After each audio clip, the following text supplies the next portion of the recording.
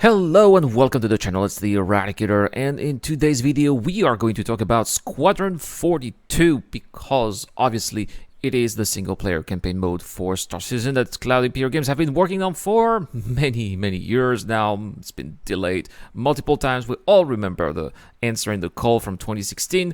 Well, eventually one day that game is going to be released, and a lot of the complaints or grieves that people are having regarding Squadron 42 is that it takes most of the resources from Star Citizen or Cloud Imperial Games, and it drives these resources away from Star Citizen. That's what we hear a lot.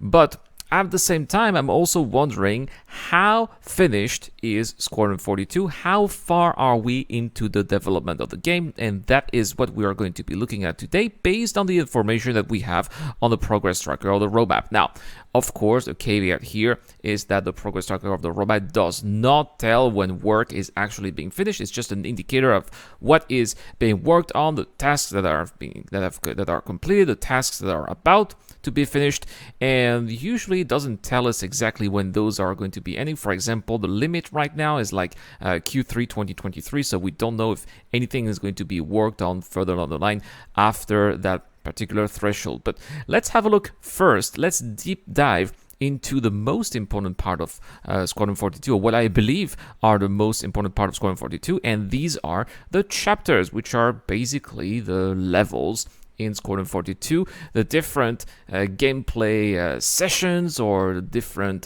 moments in the game that we will be experiencing in our adventure. There are quite a few of those chapters, a total of 27.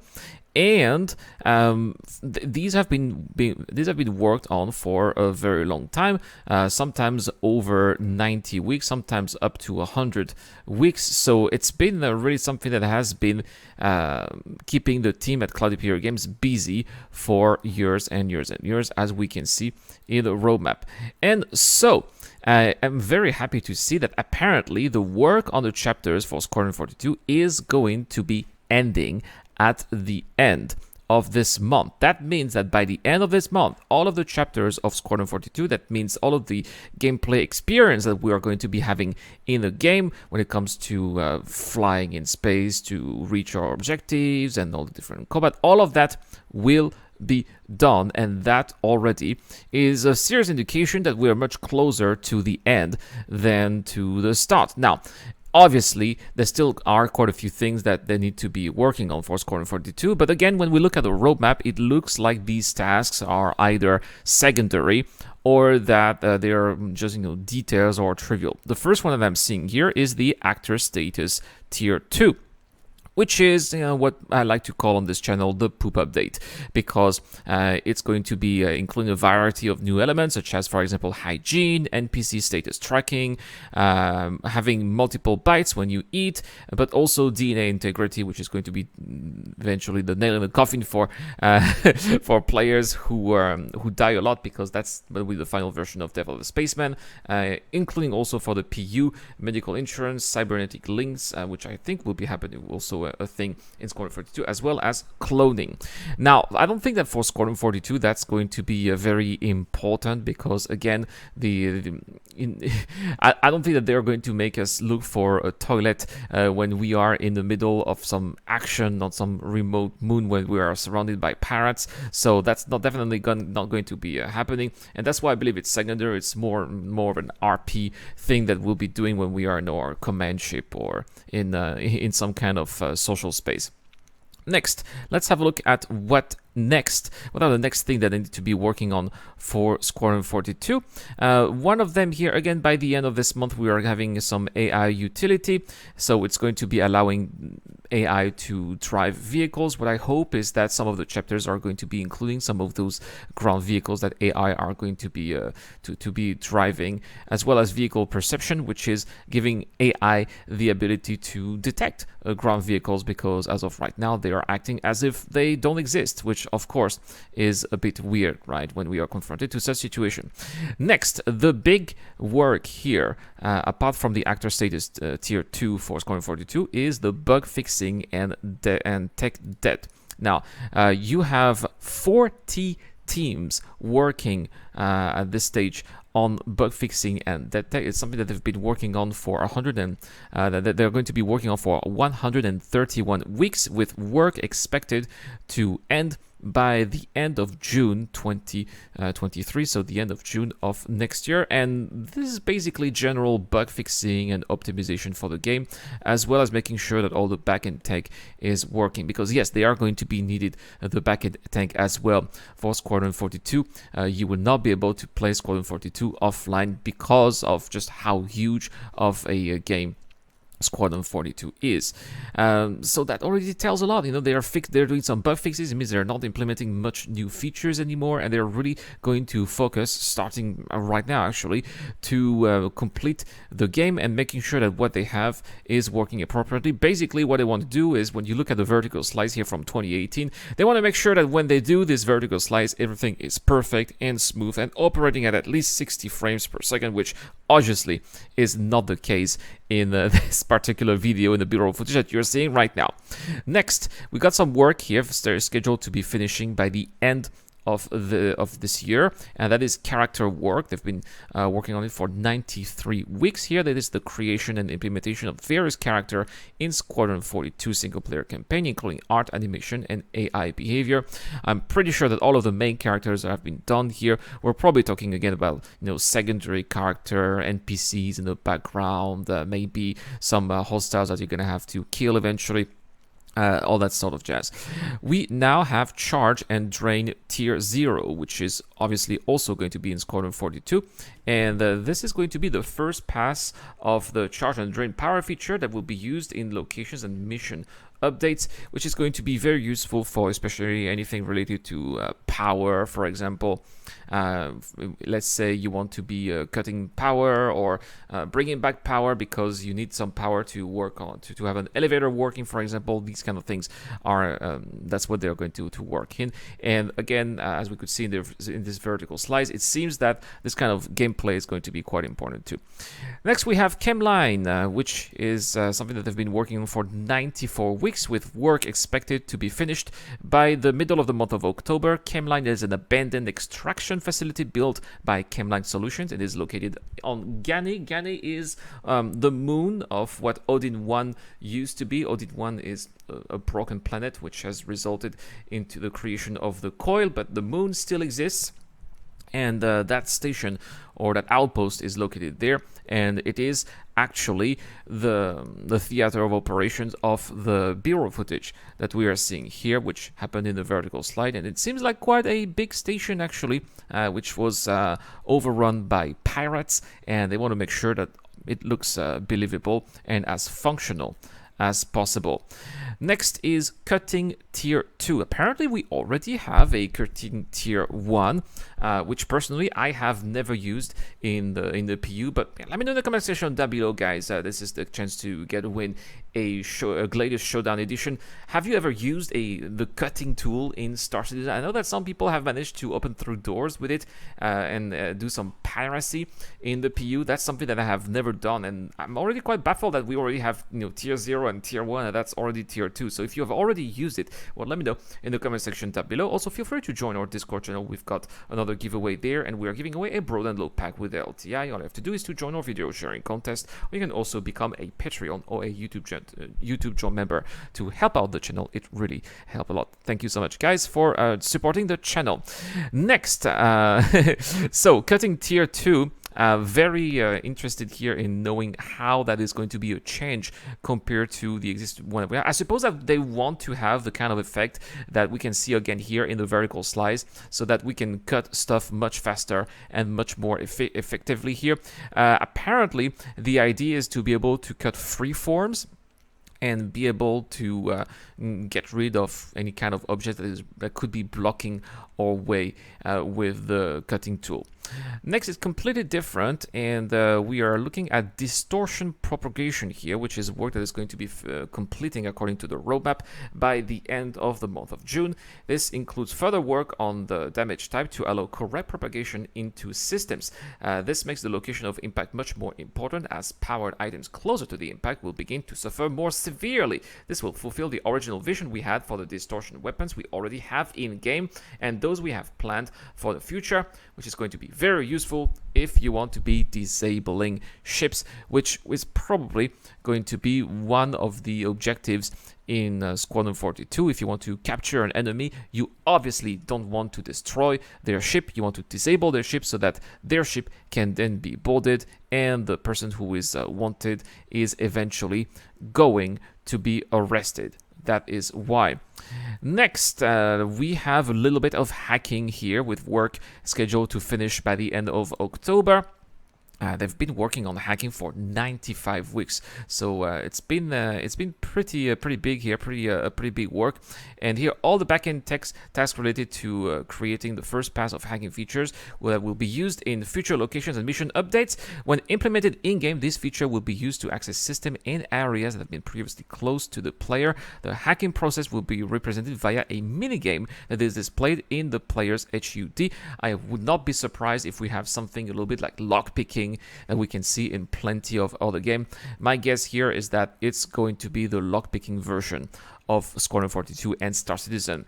Next, we have jump points. They've been working on jump points for 121 weeks, and work there is scheduled to be finished by early June of next year. They're going to be building out the functionality, visuals, and audio effects for jump points used to travel between systems and setting up them in the game, including necessary vehicle items and functionality, the jump points themselves, and their inner tunnels. Now, I am very surprised here to see that the work is scheduled to be finished by the end of June. My guess is that we're going to have like very basic tier 0 jump points to go from Stanton to Pyro when we'll be trying Alpha 4.0 in the PTU and then maybe in the PU, and then eventually further down the line they are going to be fletching out those jump points so that we have the little inner tunnels and the different routes that will be available later in the jump points. And if we mess up or fly to the jump point, maybe our ships will be destroyed.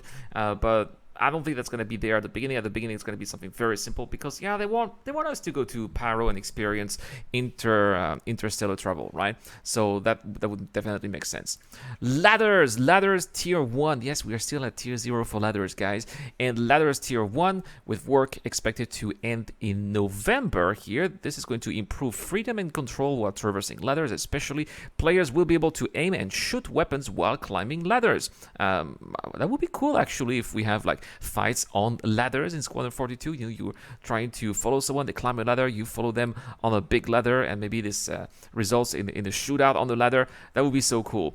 And also, we're going to have more one-handed actions available when climbing ladders. So, yeah, next. Mfd Rework with work scheduled to finish by mid-June of 2023. Remember that there can always be delays, of course, when I'm saying that. With 125 weeks, it's been really something they've been working on for quite some time.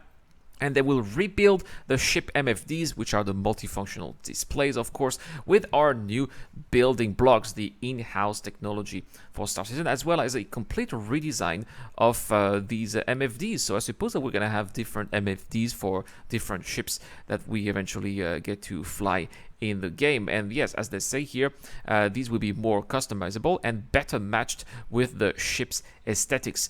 The Hull C is also going to appear in Squadron 42 with work scheduled to end by the middle of the month of December.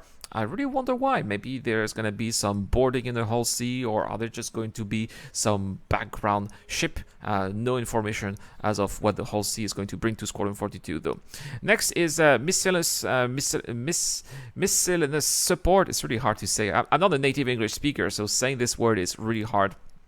And this is going to be involving 39 teams, but with work scheduled to end by the end of June of next year. Probably will continue a little bit later. This includes general support for other teams, including existing features and small tasks that don't necessitate a full entry.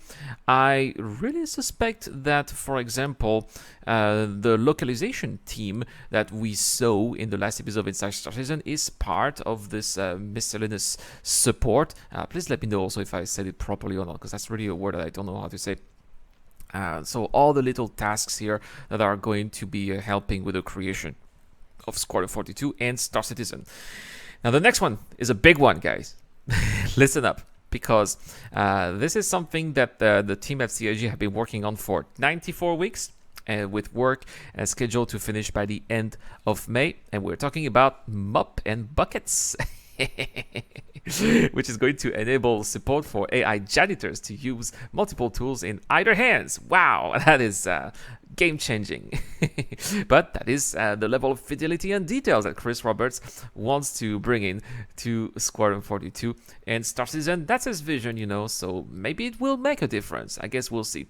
By the end of February, they should be done with physicalized weapon handling here, which is going to introduce character animation while interacting with customized FPS weapons. The aim here is to add a tactile look and feel to weapon handling, supporting the wider goal of high fidelity character interactions with all relevant objects in game, including the way that players actually handle their weapons. We are also going to have plasma ammunition. Looks like we're going to have plasma guns as well. It's not going to be a lot of work. The devs are scheduled to be working on this for 5 weeks throughout the second quarter of 2023. Not much of a big deal here. We still have more player interaction experience, including hints and interactions. Work scheduled to be finished here by mid of October. Lockers and inventory through the month of November, and by next year until the month of March, it's going to be the tier 2 of the player interaction experience, including the visor, HUD, and also the helmet that they are going to be upgrading here for the PU and also Squadron 42 to put it up to modern standards, I suppose. Next, player and machine physical interaction, something that we're going to be seeing quite a bit in the PU, but in Squadron 42 as well. They will be finishing working on this by the end of March. This is the initial implementation of animations that shows the player interacting with ship controls and items, including pushing buttons, flicking switches, and interacting with other areas of the cockpit. This also includes other machines and items, including locker doors, and I would not be surprised if this would include also little arcade machines that we see scattered all over the PU, but also in the recreation rooms of some capital ships. Next, prone. We have prone tier 0, but there's going to be a prone tier 1 as well, and that is going to be all the tasks related to implementing prone, which is lying down for those of you who don't know. Movement by players, but also NPCs. NPCs will be able to prone as well. The work for that is scheduled to finish by the end of March. Next, we have a little bit of salvage. Obviously, salvage is coming to the PU for Squadron for Star Citizen Alpha 3.18, but it will also be a part of Squadron 42 as well. And this work, just like for 3.18, is scheduled to be finishing by the end of November, which is when they hope, but the middle of November, sorry, which is when they hope to be releasing Star Citizen Alpha 3.18. We have seated item handling here. This feature will add the ability for players and NPC to use items or smaller weapons while seated in a passenger seat. This is the promise of some awesome actions, maybe chases with ground vehicles and NPCs shooting at us while we do shoot at NPCs. Maybe our companions will also be shooting and returning fire. It's gonna be absolutely awesome. I cannot wait to be trying this out. Ship CPU, something that we've been wanting for quite some time as well. These are the famous blades, the computer blades for our bigger ships, which are going to be allowing us to slave turrets instead of having actual crew. This basically involves the designing and implementation of computer blades for ships, including various blades that can be used to modify or improve certain aspects of a ship's functionality, such as unlocking more complex targeting abilities. The work on ship CPU is scheduled to be finishing by the middle of December. Who knows? Maybe we will see computer blade for Star Citizen Alpha 3.19. But yeah, if you've been waiting to have your turrets working without any human crew, then it looks like this work is coming sooner than later. Another one, guys, another one that's very important. Work scheduled to be finished by the end of June. Sliding. This feature will introduce a new traversal method for players, allowing them to traverse short distances by sliding along the floor. This will add a new element to combat situation. Sliding. I'm not really excited about it. I think it's more of a Easter egg, eye candy kind of stuff. Like, oh yeah, cool, this NPC just slided, or you're gonna make a little slide for the show if you're a content creator as well. Yeah, whatever. We have some vehicle support. This is the polishing and iteration, iterating on various vehicles needed for Squadron 42, and this is scheduled to be finishing again by the middle of June. It's a lot of work that's scheduled to be finished by the middle or end of June, and that's what I believe. I think that all of this shows that we are much closer to the end, and that we are. I don't think we're going to see Squadron 42 in 2023, but given the fact that these are basically the last tasks that we're talking about here, the least important, but we still need them anyway because it will add something to the game. It's quite reasonable to expect Squadron 42 to eventually be released in 2024. Another item here, swimming. Again, I guess we'll be going to places that do have bodies of water, lakes, rivers, maybe, or toxic fluid, perhaps, that we'll have to swim through. And this is again scheduled to be finished by the end of June. The third-person camera V2, which is allowing behavior of a third-person camera with increased support for ground vehicles. This camera will also fully disconnect during accidents for more cinematic crashes. Work scheduled to finish by the end of March. As a content creator, I am very excited for extra camera work. And that's basically it here. We have a little bit of weapon misfire and wear for weapons that would malfunction. This will happen again in Squadron 42 with work schedule by the end of April, early May for the end of that work. And that's basically it.